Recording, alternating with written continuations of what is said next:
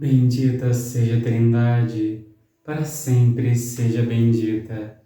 Nesta terça-feira nós vamos rezar juntos o Evangelho de São Marcos, capítulo 5, dos versículos 21 ao 43.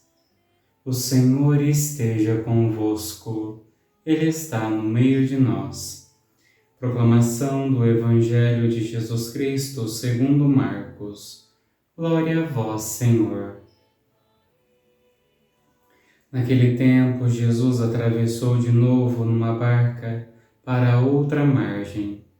Uma numerosa multidão se reuniu junto dele e Jesus ficou na praia. Aproximou-se então um dos chefes da sinagoga chamado Jairo. Quando viu Jesus, caiu a seus pés e pediu com insistência: "Minha filhinha está nas últimas. Vem e põe as mãos sobre ela, para que ela sare e viva." Jesus então o acompanhou. Uma numerosa multidão o seguia e o comprimia. Ora, achando-se ali uma mulher que há 12 anos estava com uma hemorragia, tinha sofrido nas mãos de muitos médicos, gastou tudo o que possuía e, em vez de melhorar, piorava cada vez mais. Tendo ouvido falar de Jesus, aproximou-se dele por detrás, no meio da multidão, e tocou na sua roupa.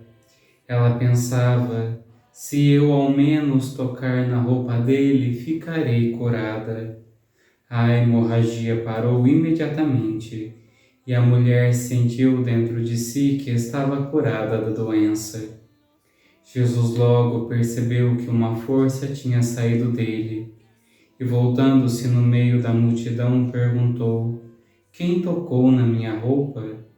Os discípulos disseram: "Estás vendo a multidão que te comprime e ainda perguntas: 'Quem me tocou?'" Ele, porém, olhava ao redor para ver quem havia feito aquilo. A mulher, cheia de medo e tremendo, percebendo o que lhe havia acontecido, veio e caiu aos pés de Jesus e contou-lhe toda a verdade. Ele lhe disse: "Filha, a tua fé te curou. Vai em paz e fica curada dessa doença."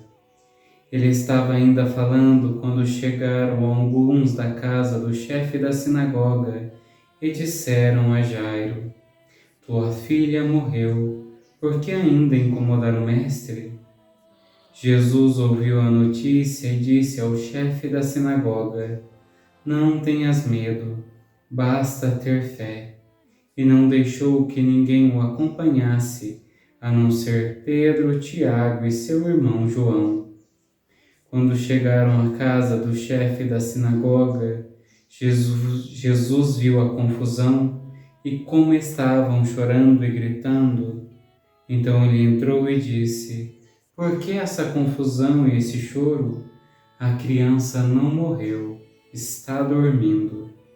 Começaram então a caçoar dele, mas ele mandou que todos saíssem, menos o pai e a mãe da menina, e os 3 discípulos que o acompanhavam. Depois entraram no quarto onde estava a criança. Jesus pegou na mão da menina e disse: "Talita cum", que quer dizer: "Menina, levanta-te." Ela levantou-se imediatamente e começou a andar, pois tinha 12 anos. E todos ficaram admirados. Ele recomendou com insistência que ninguém ficasse sabendo daquilo e mandou dar de comer à menina. Palavra da salvação. Glória a vós, Senhor.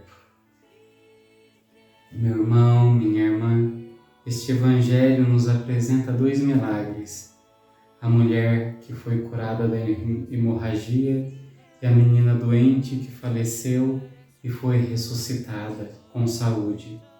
No primeiro caso, nós vemos que a mulher que sofria de hemorragia, ela acredita que se tocasse em Jesus, ela ficaria curada. E assim ela age conforme acreditou. E assim ela é curada e a cura é confirmada por Jesus. E no segundo ponto, nós vemos que aquele pai também acreditava que se Jesus fosse lá e tocasse a sua filha, ela ficaria curada. E mesmo diante daquelas pessoas que mandaram ele deixar o mestre em paz, porque a menina havia morrido, o pai ainda continua acreditando. O centro do evangelho de hoje é a fé, é acreditar em Jesus. Diante disso, nós vemos que nas duas situações, a mulher que sofria de hemorragia e o pai foram desacreditados durante a vida por médico, por curandeiros, pelas pessoas que vieram ali. As pessoas do mundo diziam que elas não deviam ter esperança, que tudo havia acabado, mas eles continuam acreditando. Eles não perderam a esperança e creram que através de Jesus tudo poderia acontecer.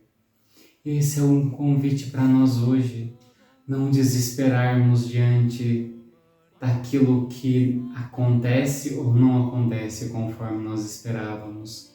Crer que Jesus, diante de nossa doença, diante de nossas mortes, diante de nossa fraqueza, Ele pode realizar tudo.